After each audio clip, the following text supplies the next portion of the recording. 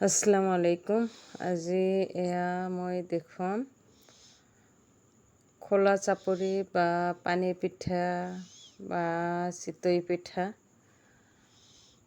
এটা পিঠাৰ বহুতো নাম থাকে, সেইটো আজি মই দেখুৱাম পিঠাটো কেনেকৈ বনায়।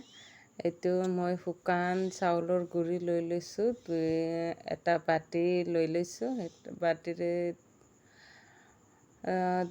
2 বাতি চাউলৰ গুড়ি লৈ লৈছোঁ, শুকান চাউলৰ গুড়ি।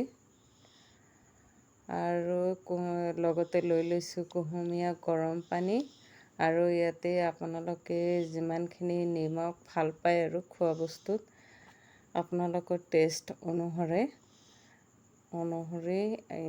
লৱণটো ল'ব। মই এয়া নিমখটো আধা চামুচ দি দিছোঁ।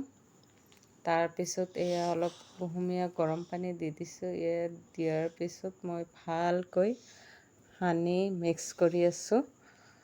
এইটো যিমানে ভালকৈ মিক্স কৰিব, কুহুমীয়া গৰম পানীৰে সানি থাকিব, সিমানে পিঠাগুড়িটো ছফ্ট হ'ব আৰু ভাল হ'ব। এইটো হ'ল প্ৰাথমিক পৰ্যায়ৰ আপোনাৰ কাম।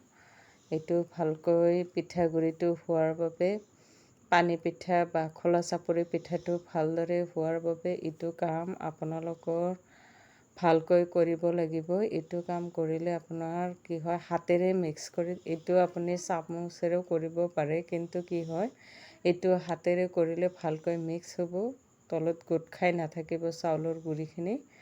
যাৰ বাবে মই হাতেৰে সানি লৈছোঁ পিঠাটো। আৰু পিঠাটো কেনেকুৱা হয় চাওকচোন, মই বনাব পাৰিছোঁনে নাই। আৰু আপোনালোকে যদি বিগিনাৰ হয়, নতুন পিঠা বনাব খুজি আছে, মনতে ভয় বা সংকোচ হয়তো কেতিয়াবা কৰিব গৈও নোৱাৰা হয়, তেতিয়াহ'লে পিঠাগুড়িৰ ৰেচিপিটো আজি এইটো আপোনালোকৰ বাবেই।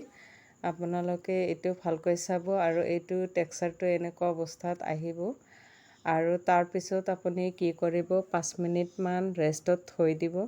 মই 5 মিনিটমান ৰেষ্টত থৈ কণমানিহঁতক চাহ বনাই দি, তাৰপিছত মই পিঠাগুড়িটো এনেকৈ চামুচেৰে লৰাই লৈছোঁ। যিহেতু গুড়িখিনি ফুলি উঠে কুহুমীয়া গৰম পানী দিলে। তাৰপিছত মই এনেকৈ চামুচেৰে লৰাই লৈছোঁ। চাব, এনেকুৱা বেছি টাইটো নহয় আৰু বেছি ঢিলাও নহয় বা পাতলো নহয়। এনেকুৱা অৱস্থাত আপুনি পাত্ৰটো গৰম কৰি ল'ব। এয়া মই গেছ চুলাত আজি বনাব খুজি আছোঁ।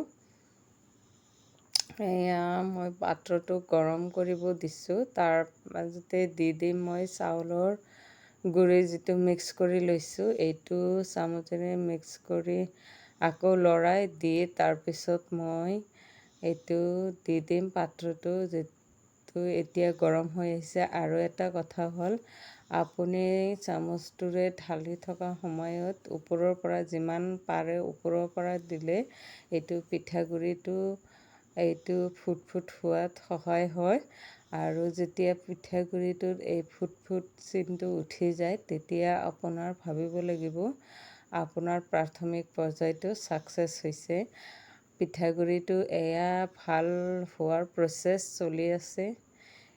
কি মানুহে কথাতে কয় নহয়, যি মূলা বাঢ়ে তাৰ দুপাততে চিন। এইটো হ'ল আপোনাৰ পানী পিঠাৰ চিন। এতিয়া মই এইটো ঢাকনা মাৰি থৈ দিম, যিহেতু পিঠাগুড়িখিনি ভালকৈ সিজোৱাত সহায় হ'ব। সেইবাবে মই ঢাকি লৈছোঁ এনেদৰে। তাৰপিছত মই এইটো উঠাই ল'ম। চাব পিঠাটো কেনেকৈ, চাওক ফুলি উঠিছে। এইটো কেমেৰাত হয়তো ভালকৈ বুজা যোৱা নাই, কিন্তু পিঠাটো ধুনীয়া হৈছে। তাৰপিছত পিঠাটো মই এতিয়া উঠাই লৈ আৰু নেক্সট এটা পিঠা দি দিছোঁ। এইটো যেতিয়া পিঠাটো হৈ যায়, তেতিয়া সোনকালে উঠি যায় পিঠাটো। এইটো ওলোটা পিঠো মই দেখুৱাই দিছোঁ, কিমান ধুনীয়া হৈছে পিঠাখিনি। এয়া মোৰ পিঠাটো ভজা হৈ গ'ল। এইটো আপোনালোকে চাটনিৰ লগতো খাব।